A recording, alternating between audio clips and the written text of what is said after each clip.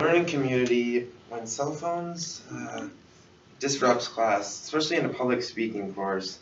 Therefore, your instructor prohibits the use of phones. Oh, hi. I noticed you all there. I guess I should probably put this away now. This past fall, I decided to do a digital detox for myself, nearly deleting all of my social networking sites, and it was extremely liberating, let me tell you. But I know my own experiences aren't enough to sway you. So the Pew Research Center found that 77% of adults own a smartphone. And this isn't a big deal, but that number has nearly doubled since 2011. And this becomes problematic because it's not so much the issue of having one, it's what we can do with them. And with this great power comes great responsibility, as you know. So today I would like you to leave with the goal of spending a little bit less time on your phone and a little bit more time interacting with those around you. So I'm just going to detail why these devices are problematic for us today and how you can free yourself from this vice that we have. So now that we know what the issue is, let's delve into why this so-called Cupertino crack is an issue for us. So obviously phones are a necessity because it's how we communicate, but it's when they replace actual conversation that they become problematic. And one of the times that we see this most often is at meal times, especially at a family dinner.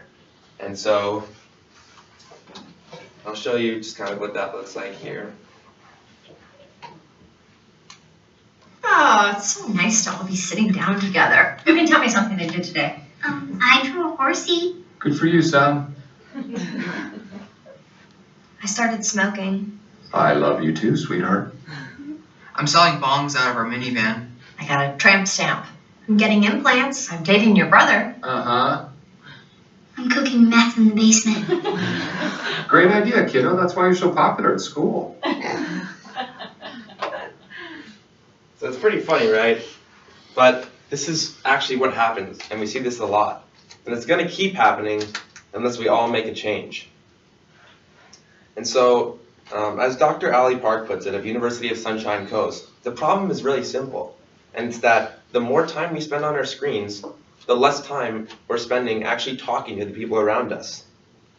And so it's straightforward like that, and it only takes a small change. Just put away your phone. So James Roberts and Meredith David published an article in the Journal of Association for Consumer Research on March 17, 2017 that talked about the issue of phubbing. Now you probably haven't heard of this before, but this so-called term is when someone else is snubbed for a phone. So when you're with a friend or a partner and you pull out your phone and get on that instead of actually talking to them. And I think the fact that this expression is even a thing is enough evidence that we have a social issue, since we have an actual term for this. And so right there, that's a red flag that there's something wrong. And in a study that they performed, 46% of respondents reported being snubbed. And so maybe you don't mind if you're with someone and they're on their phone. Maybe you can accept it. But the study also showed that those who were snubbed reported that this had a negative impact on their relationship. And so it's affecting you whether you realize it or not. What's more is that this also has a chain reaction, as 1/3 of those people who were snubbed said that they turned to their phones then for more attention. And so when you go and spend time with someone and are on your phone instead of talking to them, then they will go and do that same thing and turn to their phones more when they're with others. And so it's really a slippery slope that we're falling down. And that's why this is a problem. So an analogy that I think can be helpful to help us change our approach to this is to think of our cell phones like a nerve cell. Now the nerve cell's job is to communicate with the body, with itself. And just like our phones are how we communicate with others. And what happens when this nerve cell divides too rapidly is that leads to cancer. And when we are using our phones at an uncontrollable rate, that's dividing our attention rapidly, and it can become a cancer in our lives. So now that I've talked about why this is a problem, let's delve into some small steps that you can take to reduce your digital footprint.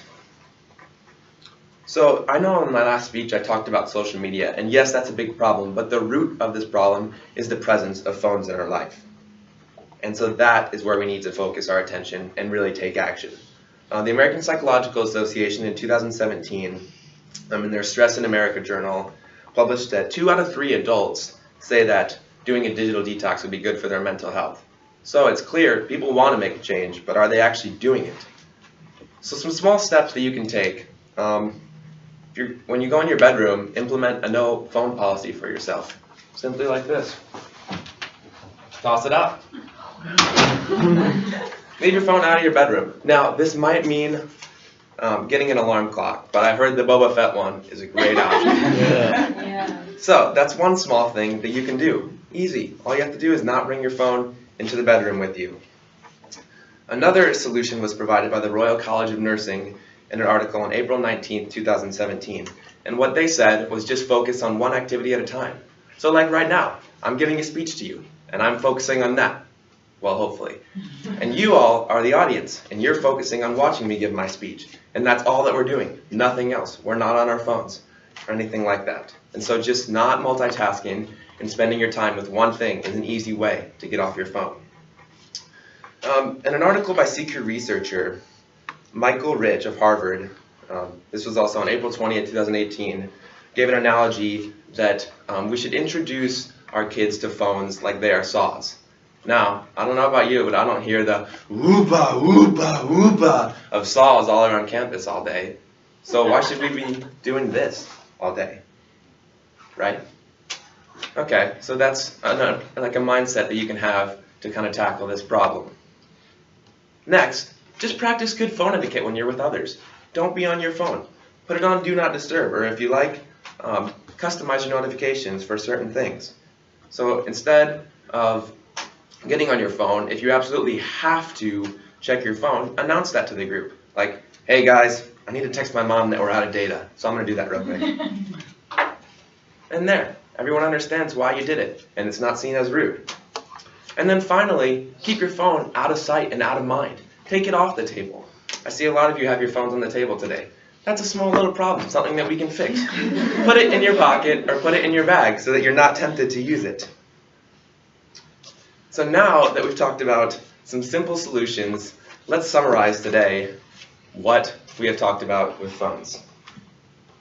So we know that they're all around us. And I think it's kind of ironic that we're in a public speaking class and I see 1, 2, 3, a couple phones on the desk there. And I guarantee that these aren't contributing to the betterment of us as public speakers, but I have been wrong before, so I won't say that. So what you can do is join the movement, get disconnected, unplug yourself. Next time you're with people, just put the phone away. What will you do? Will you join the movement and unplug, or will you fall victim to this so-called digital apocalypse and leave your phone out? I'll bring this over here. Anyone that wants to start right now. Thank you.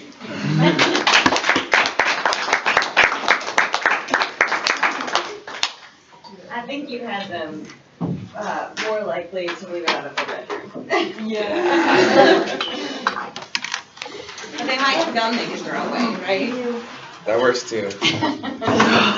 Baby steps. Baby steps. Baby steps.